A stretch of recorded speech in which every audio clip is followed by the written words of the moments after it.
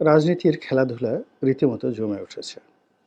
স্পষ্টতই একদিকে ডক্টর মোহাম্মদ ইউনূস এবং তার সঙ্গে জামায়াতে ইসলামী, সমন্বয়ক, কিছু ইসলামিক দল এবং পশ্চিমা বেশ কিছু থিঙ্ক ট্যাঙ্ক রয়েছেন।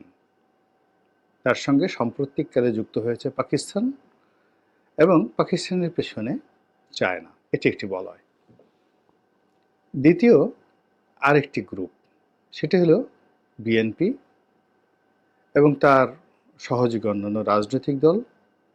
কার্যত বিএনপির যারা রাজপথে আছেন নেতাকর্মী এবং জনপ্রিয়তা, এটাই তাদের শক্তির মূল ভিত্তি।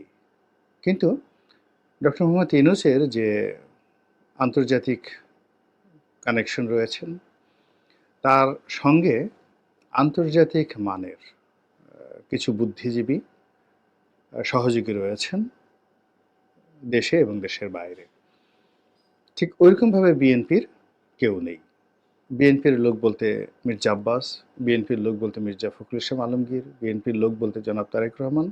মানে আমরা যাদেরকে দেখি, এর বাইরে অদৃশ্য কোনো শক্তি বিএনপিকে সাহায্য করার মতো এই মুহূর্তে নেই। আর আরেকটি পক্ষ, সেটা হলো আওয়ামী লীগ।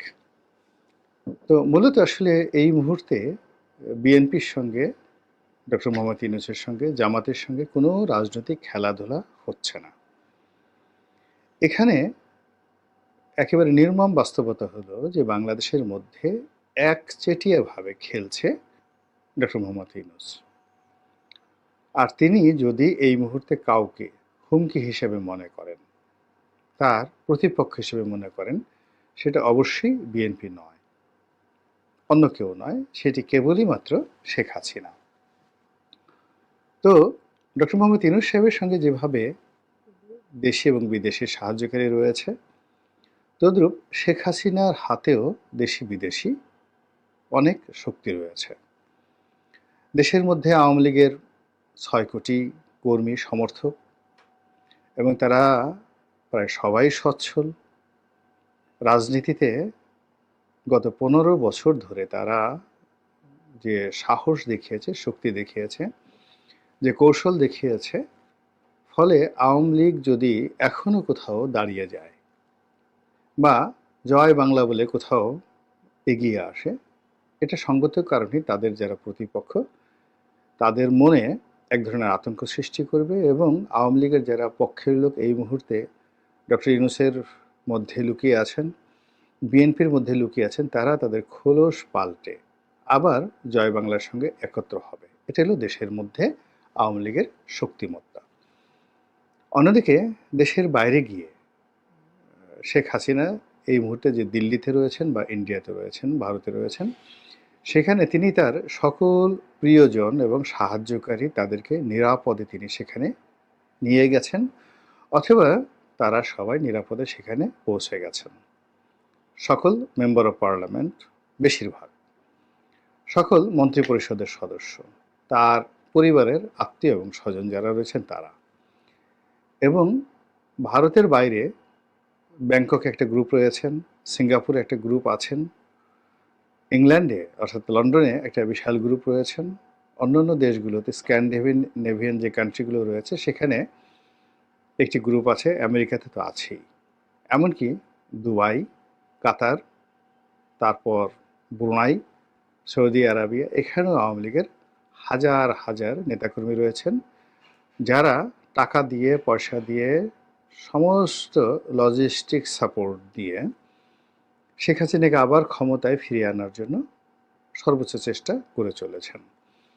এবং অবাক করার ব্যাপার হলো যে এদের মধ্যে অনেক ধনী, যাদের নাম আমরা ইতিমধ্যে পেপার পত্রিকায় এসে গেছে, কাজে আমি যদি তাদের নাম বলি এটি বদনাম হবে না। যেমন ধরুন ভারতের আদানি,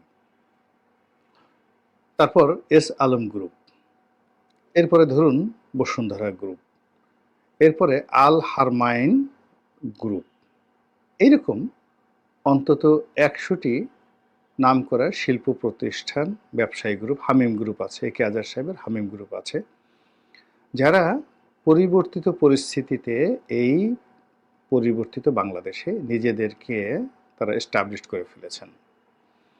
তো তারা নিজেদেরকে এস্টাবলিশ করে ফেলেছেন, এই গেল এক। ২ নম্বর হলো তারা সমন্বয়কদের সঙ্গে, ইউনূস সরকারের সঙ্গে, বিএনপির সঙ্গে এবং তলে তলে আওয়ামী লীগের সঙ্গে সমান তালে সম্পর্ক বজায় রেখে নিজেদের কর্মকাণ্ড চালিয়েছেন বা চালিয়ে যাচ্ছেন। তো এটি আওয়ামী লীগের একটা বিরাট বিজয় এবং সফলতা। ৩ নম্বর হলো যে আওয়ামী লীগের যে সকল আমলা কামলা, তাদের ৯৯% আমলা কামলা তারা পরিবর্তিত পরিস্থিতিতে মানিয়ে নিয়েছেন। তাদের মনের মধ্যে জয় বাংলা, কিন্তু চোখে মুখে এখন হয়তো বাংলাদেশ জিন্দাবাদ, ইনকিলাব জিন্দাবাদ, নারায়ে তকবীর জিন্দাবাদ, ডক্টর ইউনূস জিন্দাবাদ, এই জিনিসগুলোকে তারা সমন্বয় করে ফেলেছেন এবং ধাক্কা কাটিয়ে উঠে তারা কি করবেন বা না করবেন সেটা একমাত্র উপরে আল্লাহ রাব্বুল আলামিন ছাড়া আর কেউ জানেন না। আমলা কামলাদের পরে যদি বিদেশি শক্তি ধরেন, তো সেক্ষেত্রে চীন, এখনো পর্যন্ত আওয়ামী লীগের বিরুদ্ধে কথা বলা যাবে না। ভারত একেবারে আওয়ামী লীগের পক্ষে, যাকে বলা হয় কোমরে গামছা বেঁধে যেভাবে নেমেছে। ভারত স্বাধীন হওয়ার পর থেকে কোনো রাজনৈতিক নেতাকে আশ্রয় দিয়ে তার পক্ষে এভাবে ভারত কখনো সমর্থন জানায়নি, এবং সেই একক ব্যক্তিকে ক্ষমতায় বসানোর জন্য অভিমান করে একটা রাষ্ট্রের সঙ্গে সম্পর্কের অবনতি তারা কখনো ঘটায়নি, যেটি শেখ হাসিনাকে নিয়ে ঘটাচ্ছে। এটি ভীষণ রকম বাংলাদেশের জন্য অ্যালার্মিং। এর কারণ হলো আমাদের চারিদিকে যে বলয় রয়েছে, সীমান্ত রয়েছে, সেখানে এই ভারতের যে কর্তৃত্ব, এই কর্তৃত্ব কেউ অস্বীকার করতে পারবে না, এবং ভারতের এই কর্তৃত্ব মোকাবেলা করার অবস্থা আমাদের অন্য কোনো বন্ধু রাষ্ট্রের আদৌ নেই। ভারতের সাথে যে সকল রাষ্ট্রের বন্ধুত্ব রয়েছে, যেমন ধরেন আমেরিকা, যেমন ধরুন রাশিয়া, তারা সবাই শেখ হাসিনার বন্ধু হবেন এবং পক্ষে আছেন। কাজেই ডক্টর মোহাম্মদ ইউনূসকে যদি খেলতে হয়, রাজনীতির খেলা খেলতে হয়, তাহলে তাকে শেখ হাসিনার সঙ্গে খেলতে হচ্ছে, আওয়ামী লীগের সঙ্গে খেলতে হচ্ছে, এবং এই বিপদ এবং বিপত্তি মাথায় রেখেই কিন্তু তিনি এগোচ্ছেন। এটা হলো রূঢ় বাস্তবতা। এখন বাস্তবতা হলো যে এই রূঢ় বাস্তবতার প্রেক্ষিতে যে খেলা, রাজনীতির খেলা, সেই খেলায় আমরা যেটা দেখছি, জামাতের সঙ্গে বিএনপির দ্বন্দ্ব সংঘাত হচ্ছে, বিএনপির সঙ্গে অঙ্গ সংগঠনের দ্বন্দ্ব সংঘাত হচ্ছে, তারপর সমন্বয়কদের সঙ্গে বাকবিতণ্ডা হচ্ছে। আসলে এগুলো সবই ধোয়া ধোয়া ধোয়া। পর্দার আড়ালে মূলত যে জিনিসটি হচ্ছে সেটি হলো আওয়ামী লীগ চেষ্টা করছে জামাতের সঙ্গে, বিএনপির সঙ্গে, এমনকি ছাত্রদের সঙ্গে একটি সুসম্পর্ক স্থাপন করার জন্য, অথবা অ্যাটলিস্ট তাদেরকে নিউট্রাল করার জন্য। এবং এই জন্য আপনি দেখবেন যে এই যে যাদের বিরুদ্ধে টাকা পয়সা লেনদেনের অভিযোগ আসছে, এ প্রায় সবই বিএনপি মাইন্ডেড নয়, আওয়ামী লীগ মাইন্ডেড, যারা ব্যবসা বাণিজ্য করেন, ব্যবসায়ী গ্রুপ, তারাই টাকা দিচ্ছে।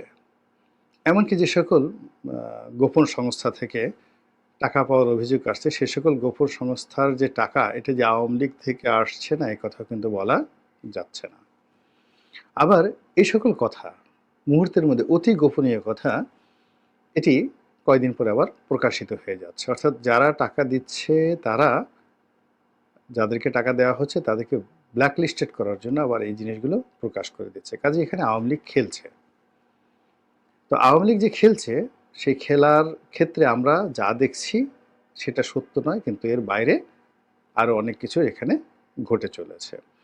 তো সেই দিক থেকে ডক্টর মোহাম্মদ ইউনূসকে শেখ হাসিনার আগামী দিনের রাজনীতির পুনর্বাসন, তার রাজনীতির আক্রমণ, তার রাজনীতির কৌশল এবং রাজনীতির প্রত্যাবর্তন, এটিকে মাথায় রেখে কিন্তু তাকে এগোতে হচ্ছে, এবং দেয়ার ইজ নো ওয়ে, এর বাইরে তার কোনো বিকল্প পন্থা নেই, ব্যবস্থা নেই। পুরো পরিস্থিতি এমন অবস্থায় চলে গেছে যে যদি ইলেকশন হয়, সেখানে আওয়ামী লীগ একটা ফ্যাক্টর, আর ইলেকশন যদি নাও হয় তবুও আওয়ামী লীগ ফ্যাক্টর, এবং যা কিছুই করা হচ্ছে সব কিছু আওয়ামী লীগের পক্ষে চলে যাচ্ছে। আপনি যদি আওয়ামী লীগকে নিষিদ্ধ করেন, আওয়ামী লীগের পক্ষে চলে যাচ্ছে। আওয়ামী লীগের যদি ইলেকশনে অংশগ্রহণ করতে দেন, তা আওয়ামী লীগের পক্ষে চলে যাচ্ছে। আওয়ামী লীগের একটা গালি দেন, তা আওয়ামী লীগের পক্ষে চলে যাচ্ছে। আওয়ামী লীগ সম্পর্কে যদি কোনো কথা না বলেন, তাও আওয়ামী লীগের পক্ষে চলে যাচ্ছে। মানে কোনো অবস্থাতেই যে যুদ্ধটা বা খেলাটা ডক্টর মোহাম্মদ ইউনূস ভার্সেস বিএনপির মধ্যে সীমাবদ্ধ রাখা যাচ্ছে না। এটা বারবার ঘুরে ঘুরে ঘুরে ঘুরে দিল্লিতে যাচ্ছে, ঘুরে ঘুরে মোদির দিকে চলে যাচ্ছে। এখন এই যে যুদ্ধ, এই যুদ্ধে কে জয় লাভ করবে? এখন আমরা ডক্টর মোহাম্মদ ইউনূসকে যতটুকু জানি, তিনি হিজ এ ফাইটার, এতে কোনো সন্দেহ নেই। তার জীবনে তিনি আজ যত দূরে এসেছেন, কৌশল করে এসেছেন, পরিশ্রম করে এসেছেন, তারপর বুদ্ধিমত্তা খাটিয়ে এসেছেন। তার জীবনের অনেক পরাজয় আছে, অনেক বেদনা আছে, কিন্তু তারপর তিনি বিজয়ী, এটি সত্য। আবার শেখ হাসিনার ক্ষেত্রে এটি আরও নির্মম। অর্থাৎ তিনি একেবারে মৃত্যুর মুখে দাঁড়িয়ে, জল্লাদের তলোয়ারের নিচে দাঁড়িয়ে তিনি অট্ট হাসি দিয়েছেন। তারপরে সেখান থেকে বের হয়ে এসে তিনি বিজয়ের মাল্য ধারণ করেছেন। আপনি ২১শে আগস্টের গ্রেনেড হামলার কথা চিন্তা করেন, কিংবা এইবার যে তার যে দিল্লি যাওয়া, এই ঘটনা চিন্তা করেন, তারপরে তার বাড়িতে ৩২ নম্বরে যে আক্রমণ হয়েছে সেটা চিন্তা করেন। সব মিলিয়ে তার পুরো জীবনটাই হলো তিনি তলোয়ারের ফলার উপরে দাঁড়িয়েছেন, অথবা তলোয়ার সবসময় তার ঘাড়ের উপরে ছিল, হলকমের উপরে ছিল। এবং এইগুলো করেই তিনি একবার নয়, দুইবার নয়, বহুবার, সে ৭৫-এর ১৫ই আগস্ট থেকে আজ অবধি, আরও আগে, ইভেন ১৯৭১ সালে তার জীবন হুমকির মধ্যে ছিল।